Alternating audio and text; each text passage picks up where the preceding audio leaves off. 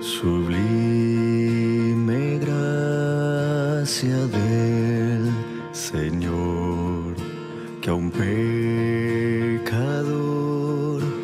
salvó. Fui ciego, mas hoy veo yo, perdido y Él me halló.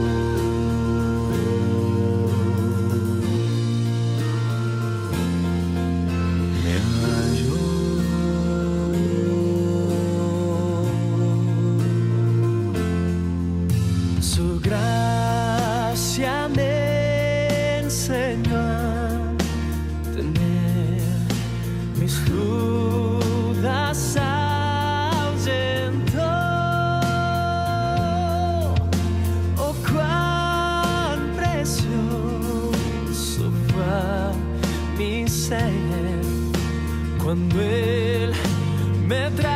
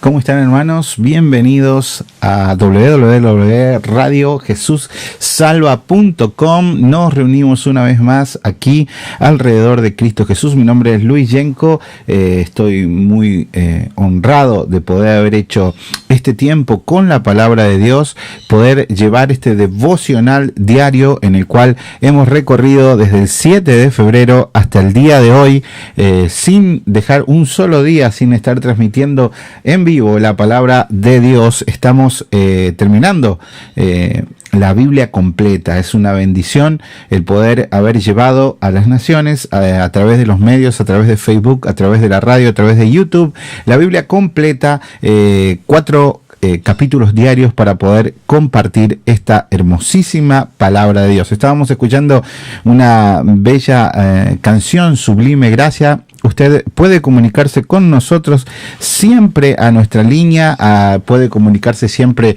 a nuestro email, puede entrar en los distintos medios que tenemos. Estamos por comenzar este libro que se llama Vuelvan a mí, de Charles Spurgeon, y vamos a estar compartiendo ese lindo libro a partir del 6 de diciembre, todos los días a través de la radio, a través de los medios de comunicación, como lo hacemos habitualmente en este gran tiempo que pasamos juntos a través de los medios.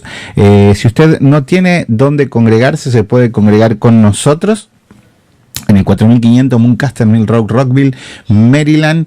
Puede ser parte de nuestra familia. Le esperamos y le bendecimos. Vamos a escuchar esta preciosísima canción de Rabito, de Blanco Blanco.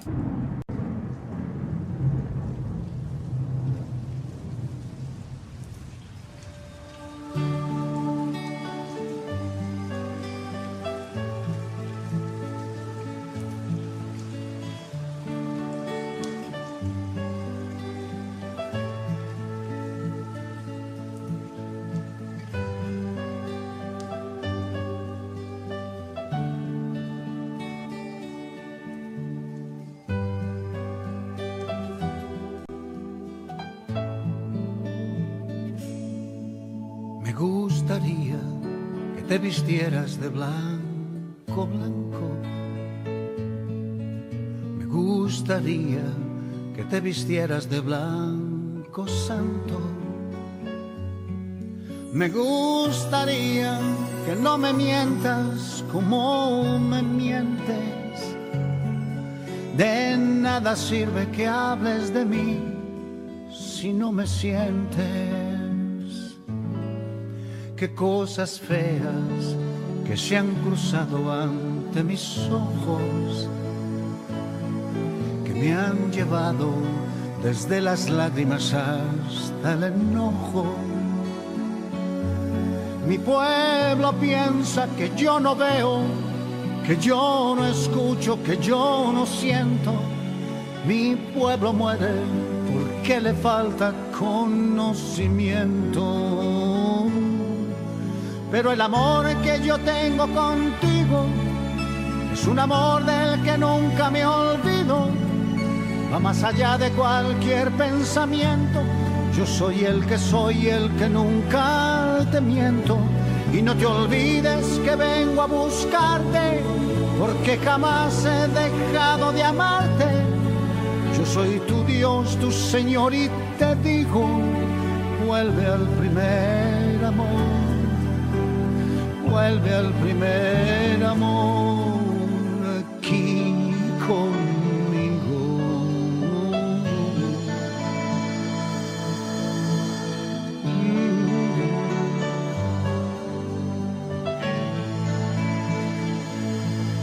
Te hiciste amigo de todo aquello que no conviene, que te ha alejado de mi palabra y que te entretiene. Me gustaría que te acordaras de tu pasado. El pueblo mío se ha ido lejos, se ha equivocado. Pero el amor que yo tengo contigo es un amor del que nunca me olvido. Va más allá de cualquier pensamiento.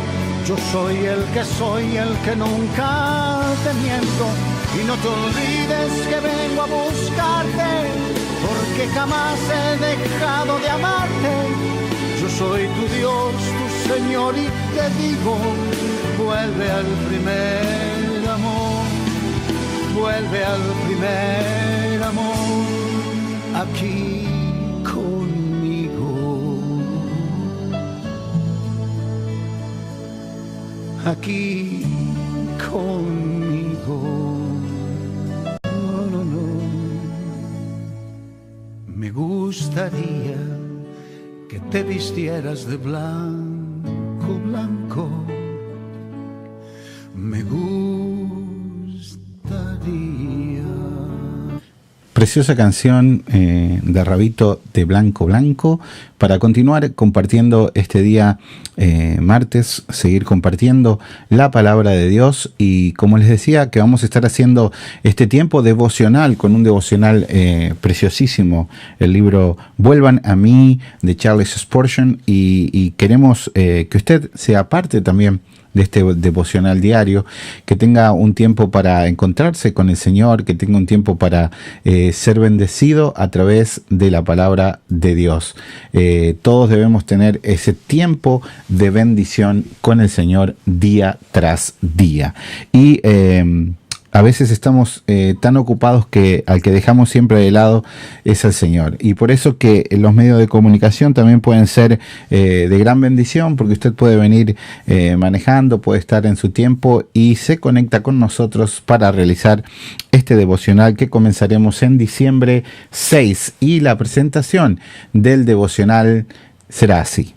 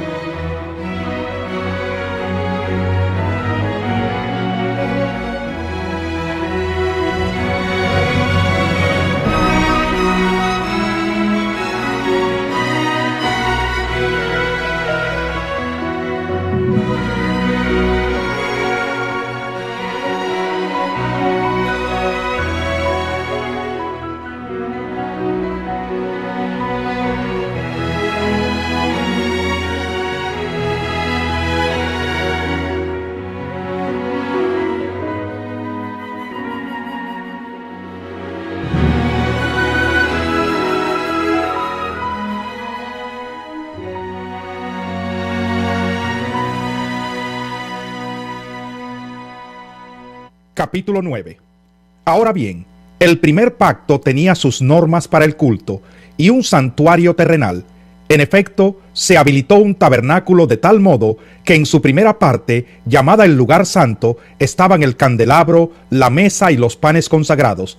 Tras la segunda cortina estaba la parte llamada el lugar santísimo, el cual tenía el altar de oro para el incienso y el arca del pacto, toda recubierta de oro. Dentro del arca había una urna de oro que contenía el maná, la vara de Aarón que había retoñado y las tablas del pacto. Encima del arca estaban los querubines de la gloria, que cubrían con su sombra el lugar de la expiación, pero ahora no se puede hablar de eso en detalle. Así dispuestas todas estas cosas, los sacerdotes entran continuamente en la primera parte del tabernáculo para celebrar el culto, pero en la segunda parte entra únicamente el sumo sacerdote y solo una vez al año, provisto siempre de sangre que ofrece por sí mismo y por los pecados de ignorancia cometidos por el pueblo. Con esto el Espíritu Santo da a entender que mientras siga en pie el primer tabernáculo, aún no se habrá revelado el camino que conduce al lugar santísimo. Esto nos ilustra hoy día que las ofrendas y los sacrificios que allí se ofrecen no tienen poder alguno para perfeccionar la conciencia de los que celebran ese culto. No se trata más que de reglas externas relacionadas con alimentos, bebidas y diversas ceremonias de purificación, válidas solo hasta el tiempo señalado para reformarlo todo. Cristo, por el contrario, al presentarse como sumo sacerdote de los bienes definitivos en el tabernáculo más excelente y perfecto, no hecho por manos humanas, es decir, que no es de esta creación, entró una sola vez y para siempre en el lugar santísimo. No lo hizo con sangre de machos cabríos y becerros, sino con su propia sangre, logrando así un rescate eterno. La sangre de machos cabríos y de toros, y las cenizas de una novilla, rociadas sobre personas impuras, las santifican de modo que quedan limpias por fuera. Si esto es así, cuánto más la sangre de Cristo, quien por medio del Espíritu Eterno se ofreció sin mancha a Dios, purificará nuestra conciencia de las obras que conducen a la muerte, a fin de que sirvamos al Dios viviente. Por eso Cristo es mediador de un nuevo pacto, para que los llamados reciban la herencia eterna prometida, ahora que Él ha muerto para liberarnos de los pecados cometidos bajo el primer pacto. En el caso de un testamento, es necesario constatar la muerte del testador, pues un testamento solo adquiere validez cuando el testador muere y no entra en vigor mientras vive. De ahí que ni siquiera el primer pacto se haya establecido sin sangre. Después de promulgar todos los mandamientos de la ley a todo el pueblo, Moisés tomó la sangre de los becerros junto con agua, lana escarlata y ramas de hisopo, y roció el libro de la ley y a todo el pueblo, diciendo: esta es la sangre del pacto que Dios ha mandado que ustedes cumplan. De la misma manera, roció con la sangre el tabernáculo y todos los objetos que se usaban en el culto. De hecho, la ley exige que casi todo sea purificado con sangre, pues sin derramamiento de sangre no hay perdón. Así que era necesario que las copias de las realidades celestiales fueran purificadas con esos sacrificios, pero que las realidades mismas lo fueran con sacrificios superiores a aquellos. En efecto, Cristo no entró en un santuario hecho por manos humanas, simple copia del verdadero santuario, sino en el cielo mismo, para presentarse ahora ante Dios en favor nuestro. Ni entró en el cielo para ofrecerse vez tras vez, como entra el sumo sacerdote en el lugar santísimo cada año con sangre ajena. Si así fuera, Cristo habría tenido que sufrir muchas veces desde la creación del mundo. Al contrario, ahora al final de los tiempos se ha presentado una sola vez y para siempre a fin de acabar con el pecado mediante el sacrificio de sí mismo. Y así como está establecido que los seres humanos mueran una sola vez y después venga el juicio, también Cristo fue ofrecido en sacrificio una sola vez para quitar los pecados de muchos, y aparecerá por segunda vez, ya no para cargar con pecado alguno, sino para traer salvación a quienes lo esperan. Capítulo 10. La ley es sólo una sombra de los bienes venideros, y no la presencia misma de estas realidades. Por eso nunca puede, mediante los mismos sacrificios que se ofrecen sin cesar año tras año, hacer perfectos a los que adoran. De otra manera, no habrían dejado ya de hacerse sacrificios, pues los que rinden culto, purificados de una vez por todas, ya no se habrían sentido culpables de pecado. Pero esos sacrificios son un recordatorio anual de los pecados, ya que es imposible que la sangre de los toros y de los machos cabríos quite los pecados. Por eso, al entrar en el mundo, Cristo dijo: «A ti no te complacen sacrificios ni ofrendas. En su lugar me preparaste un cuerpo. No te agradaron ni holocaustos ni sacrificios por el pecado. Por eso dije: aquí me tienes, como el libro dice de mí. He venido, oh Dios, a hacer tu voluntad». Primero dijo: sacrificios y ofrendas, holocaustos y expiaciones no te complacen ni fueron de tu agrado, a pesar de que la ley exigía que se ofrecieran. Luego añadió: aquí me tienes, he venido a hacer tu voluntad. Así quitó lo primero para establecer lo segundo, y en virtud de esa voluntad somos santificados mediante el sacrificio del cuerpo de Jesucristo, ofrecido una vez y para siempre. Todo sacerdote celebra el culto día tras día, ofreciendo repetidas veces los mismos sacrificios, que nunca pueden quitar los pecados. Pero este sacerdote, después de ofrecer por los pecados un solo sacrificio para siempre, se sentó a la derecha de Dios, en espera de que sus enemigos sean puestos por estrado de sus pies, porque con un solo sacrificio ha hecho perfectos para siempre a los que está santificando. También el Espíritu Santo nos da testimonio de ello. Primero dice: este es el pacto que haré con ellos después de aquel tiempo, dice el Señor. Pondré mis leyes en su corazón y las escribiré en su mente. Después añade: y nunca más me acordaré de sus pecados y maldades. Y cuando estos han sido perdonados, ya no hace falta otro sacrificio por el pecado. Así que, hermanos, mediante la sangre de Jesús tenemos plena libertad para entrar en el lugar santísimo, por el camino nuevo y vivo que Él nos ha abierto a través de la cortina, es decir, a través de su cuerpo. Y tenemos además un gran sacerdote al frente de la familia de Dios. Acerquémonos pues a Dios con corazón sincero y con la plena seguridad que da la fe, interiormente purificados de una conciencia culpable y exteriormente lavados con agua pura. Mantengamos firme la esperanza que profesamos, porque fiel es el que hizo la promesa. Preocupémonos los unos por los otros, a fin de estimularnos al amor y a las buenas obras. No dejemos de congregarnos como acostumbran hacerlo algunos, sino animémonos unos a otros, y con mayor razón ahora que vemos que aquel día se acerca. Si después de recibir el conocimiento de la verdad pecamos obstinadamente, ya no hay sacrificio por los pecados. Solo queda una terrible expectativa de juicio, el fuego ardiente que ha de devorar a los enemigos de Dios. Cualquiera que rechazaba la ley de Moisés moría irremediablemente por el testimonio de 2 o 3 testigos. ¿Cuánto mayor castigo piensan ustedes que merece el que ha pisoteado al Hijo de Dios, que ha profanado la sangre del pacto por la cual había sido santificado y que ha insultado al Espíritu de la gracia?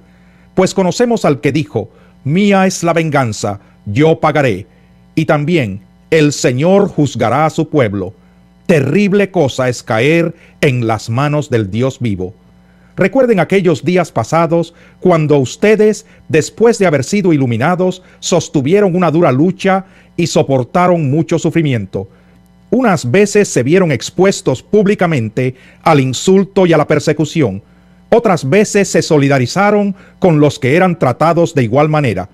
También se compadecieron de los encarcelados y cuando a ustedes les confiscaron sus bienes, lo aceptaron con alegría, conscientes de que tenían un patrimonio mejor y más permanente. Así que no pierdan la confianza, porque ésta será grandemente recompensada. Ustedes necesitan perseverar para que después de haber cumplido la voluntad de Dios, reciban lo que Él ha prometido, pues dentro de muy poco tiempo el que ha de venir vendrá y no tardará. Pero mi justo vivirá por la fe, y si se vuelve atrás, no será de mi agrado. Pero nosotros no somos de los que se vuelven atrás y acaban por perderse, sino de los que tienen fe y preservan su vida. Capítulo 11. Ahora bien, la fe es la garantía de lo que se espera, la certeza de lo que no se ve. Gracias a ella fueron aprobados los antiguos. Por la fe entendemos que el universo fue formado por la palabra de Dios, de modo que lo visible no provino de lo que se ve. Por la fe, Abel ofreció a Dios un sacrificio más aceptable que el de Caín, por lo cual recibió testimonio de ser justo, pues Dios aceptó su ofrenda. Y por la fe, Abel, a pesar de estar muerto, habla todavía. Por la fe, Enoc fue sacado de este mundo sin experimentar la muerte. No fue hallado porque Dios se lo llevó, pero antes de ser llevado, recibió testimonio de haber agradado a Dios. En realidad, sin fe es imposible agradar a Dios, ya que cualquiera que se acerca a Dios tiene que creer que Él existe y que recompensa a quienes lo buscan. Por la fe, Noé, advertido sobre cosas que aún no se veían, con temor reverente construyó un arca para salvar a su familia. Por esa fe condenó al mundo y llegó a ser heredero de la justicia que viene por la fe. Por la fe, Abraham, cuando fue llamado para ir a un lugar que más tarde recibiría como herencia, obedeció y salió sin saber a dónde iba. Por la fe se radicó como extranjero en la tierra prometida y habitó en tiendas de campaña con Isaac y Jacob, herederos también de la misma promesa, porque esperaba la ciudad de cimientos sólidos, de la cual Dios es arquitecto y constructor. Por la fe, Abraham, a pesar de su avanzada edad y de que Sara misma era estéril, recibió fuerza para tener hijos, porque consideró fiel al que le había hecho la promesa. Así que de este solo hombre, ya en decadencia, nacieron descendientes numerosos como las estrellas del cielo, e incontables como la arena a la orilla del mar. Todos ellos vivieron por la fe, y murieron sin haber recibido las cosas prometidas. Más bien, las reconocieron a lo lejos, y confesaron que eran extranjeros y peregrinos en la tierra. Al expresarse así, claramente dieron a entender que andaban en busca de una patria. Si hubieran estado pensando en aquella patria de donde habían emigrado, habrían tenido oportunidad de regresar a ella. Antes bien, anhelaban una patria mejor, es decir, la celestial. Por lo tanto, Dios no se avergonzó de ser llamado su Dios, y les preparó una ciudad. Por la fe, Abraham, que había recibido las promesas, fue puesto a prueba y ofreció a Isaac, su hijo único, a pesar de que Dios le había dicho: tu descendencia se establecerá por medio de Isaac. Consideraba Abraham que Dios tiene poder hasta para resucitar a los muertos, y así en sentido figurado recobró a Isaac de entre los muertos. Por la fe, Isaac bendijo a Jacob y a Esaú, previendo lo que les esperaba en el futuro. Por la fe Jacob, cuando estaba a punto de morir, bendijo a cada uno de los hijos de José y adoró apoyándose en la punta de su bastón. Por la fe, José al fin de su vida se refirió a la salida de los israelitas de Egipto y dio instrucciones acerca de sus restos mortales. Por la fe Moisés, recién nacido, fue escondido por sus padres durante 3 meses, porque vieron que era un niño precioso y no tuvieron miedo del edicto del rey. Por la fe Moisés, ya adulto, renunció a ser llamado hijo de la hija del faraón. Prefirió ser maltratado con el pueblo de Dios a disfrutar de los efímeros placeres del pecado. Consideró que el oprobio por causa del Mesías era una mayor riqueza que los tesoros de Egipto, porque tenía la mirada puesta en la recompensa. Por la fe salió de Egipto sin tenerle miedo a la ira del rey, pues se mantuvo firme como si estuviera viendo al invisible. Por la fe celebró la Pascua y el rociamiento de la sangre, para que el exterminador de los primogénitos no tocara a los de Israel.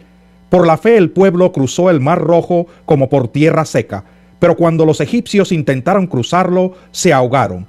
Por la fe cayeron las murallas de Jericó, después de haber marchado el pueblo 7 días a su alrededor. Por la fe la prostituta Rahab no murió junto con los desobedientes, pues había recibido en paz a los espías. ¿Qué más voy a decir? Me faltaría tiempo para hablar de Gedeón, Barak, Sansón, Jefté, David, Samuel y los profetas, los cuales por la fe conquistaron reinos, hicieron justicia y alcanzaron lo prometido, cerraron bocas de leones, apagaron la furia de las llamas y escaparon del filo de la espada, sacaron fuerzas de flaqueza, se mostraron valientes en la guerra y pusieron en fuga a ejércitos extranjeros. Hubo mujeres que por la resurrección recobraron a sus muertos. Otros, en cambio, fueron muertos a golpes, pues para alcanzar una mejor resurrección no aceptaron que los pusieran en libertad. Otros sufrieron la prueba de burlas y azotes, e incluso de cadenas y cárceles. Fueron apedreados, aserrados por la mitad, asesinados a filo de espada. Anduvieron fugitivos de aquí para allá, cubiertos de pieles de oveja y de cabra, pasando necesidades, afligidos y maltratados. El mundo no merecía gente así. Anduvieron sin rumbo por desiertos y montañas, por cuevas y cavernas. Aunque todos obtuvieron un testimonio favorable mediante la fe, ninguno de ellos vio el cumplimiento de la promesa.